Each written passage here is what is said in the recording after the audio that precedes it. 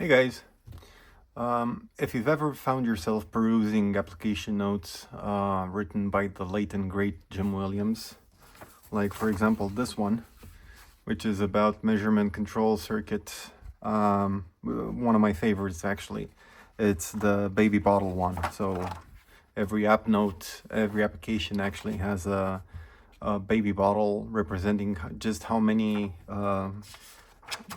fresh baby bottles he had to prepare for his newborn son while he was working the late shifts, running around, changing his kid, making him food and stuff like that, and doing circuits, because what else was he gonna do circuits.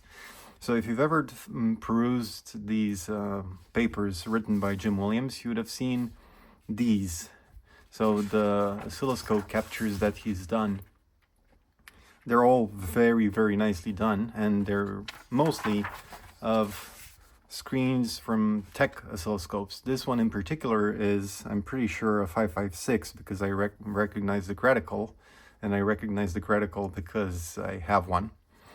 And the final page of the app note is actually his kid with a couple of pieces of test equipment and the 556 on the bottom. So he apparently has two 1A4 plugins in it, turning this into an 8-channel scope.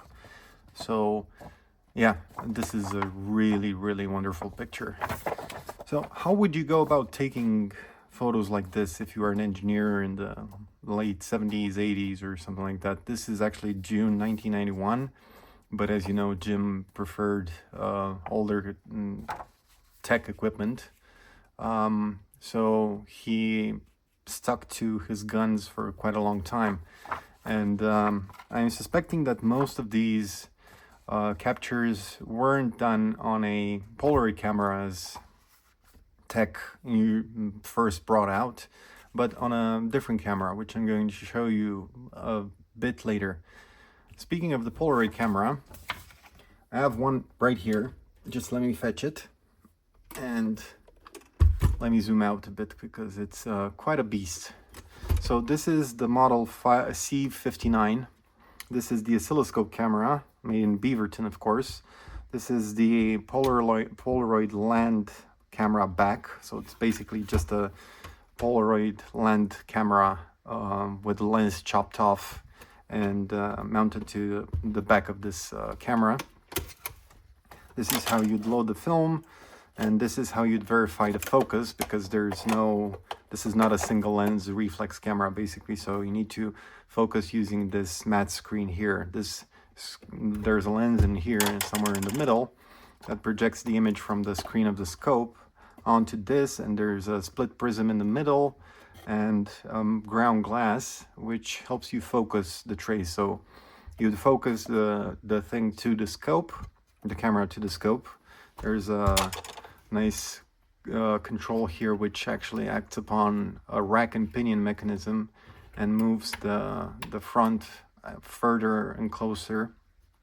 So basically the lens assembly and the film move further and closer to the screen of the scope, and you would make sure that the picture is pin sharp. Take the ground glass out, insert one of the film packs, set up your shot, take a couple of shots, see that none of them is usable, try again, adjust the settings for the camera and all sorts of stuff like that. These film backs are interchangeable, so they can work with different kinds of Polaroid film, or different kinds of film backs rather. That's the lens right there. And on the other side, there's the great big chasm that opens and allows you to see inside the camera. So there's a battery pack that mounts in there.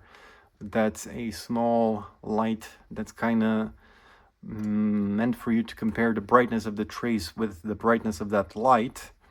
And when they're about the same, you know you have the settings dialed in. There's a shutter button somewhere around here, which is, this sets the shutter time, and the shutter button is, I'm pretty sure that it's somewhere around here. Oh yeah, on top here. and this right now is on T, so it will stay open for as long as it takes you to press twice. There's also a B setting, which is all the way, I think, on the other side, which is, no, this is many seconds. T and B are here, so this is B. When you let go, it closes the shutter. T is when you press it, it opens it. When you press it again, it closes it. And there's some other settings in here. These two things in here, which I'm not entirely sure you can see. Yeah, you can see them. They're shiny. They're two projectors, so there's two light bulbs in there.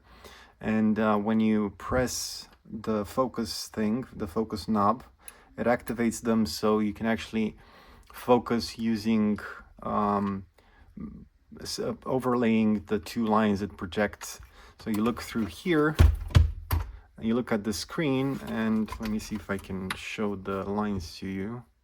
Yeah, you can see the two light dots. When they overlap like that, it means that it's in focus. So you would turn this light on, overlap it, and when they're completely overlapped, adjusting the focus, you know that the camera is focused. And that's about it when it comes to this camera. Film for it is impossible to find. This uses, I think, 100. It uses the same film as FP100C, the Polaroid land film. Yeah, that's been discontinued for ages now, and whatever you can find is ridiculously expensive and almost certainly not going to work. So what do you want to do? What would you do if you wanted to take some screenshots like that off of vintage tech scopes? Well, a normal person wouldn't, but let me just put this away. If you have an inkling to do that, there's this. These are far more common, although I haven't seen many around, but you can find them. Not to say that those are uncommon, but they're unusable because you cannot put any film into them without extensive modification. So this is a Tektronix C11. This is a video camera meant to go on a CRT bezel. By default, it comes with the mount for a 7000 series scope. All 7000 series scopes can run with this bezel. So that you can mount the camera to all the scopes in the 7000 series without changing the bezel. It's really clever. There's a toolless mechanism in here. And a very nice touch is that you just pull on the thing and you can swivel the camera out of the way either side. So both sides. And if you want to remove it completely from the bezel, you just pull both out. There's a focus control here, which is a locking knob that locks.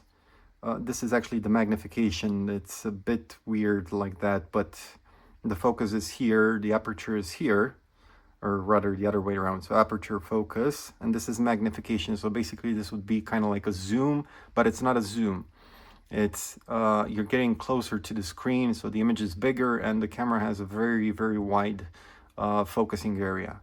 And when you're done focusing, you just lock it, and it's pretty rock solid. These are steel shafts going into very nicely machined bushings in this casting, and it's very precise. It's actually a very nice piece of optical equipment.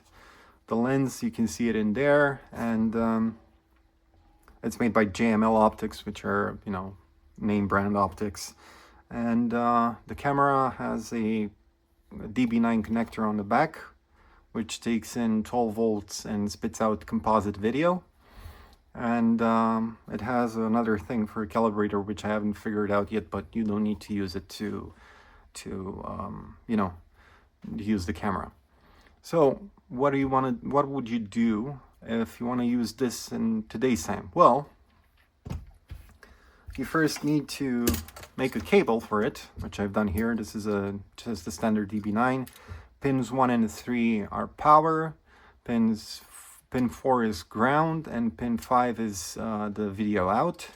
It takes 12 volts at around 300 something milliamps, and you can get these things off of basically anywhere. This is a video capture card. It behaves like a regular webcam when you plug it into a computer, and it takes in composite video and just converts it to digital video. Basically, it spits out the image on the screen.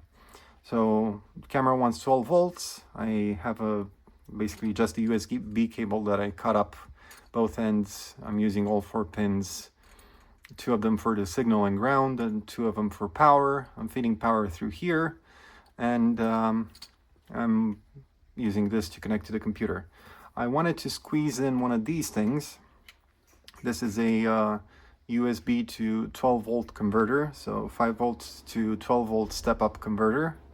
And yeah, this thing doesn't have enough juice to power the camera, and I think the USB power limit is actually more important in this case than the camera itself, the drive regulator being underpowered. So this pulls more current than the USB can deliver, I think. So for the moment, I'm still stuck with this. I might try getting another, using 2 k-volts to power it, but still it's kind of stupid. So I'm just sticking with 12 volts externally for now. And that's about it.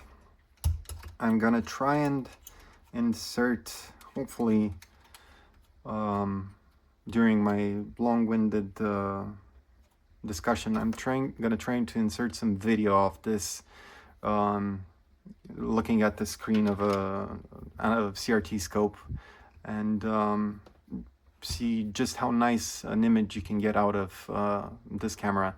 It's really, really, really super nice. And yeah, if you have a collection of tech equipment and want to make data sheets and application notes like Jim did, by all means, get one of these. This was about 60 euros, I think, delivered from Austria or something like that. Perfectly working, perfectly fine. And yeah, throw in another couple of bucks for one of these and you're all set. Okay, thanks for watching. Have a great day. Bye.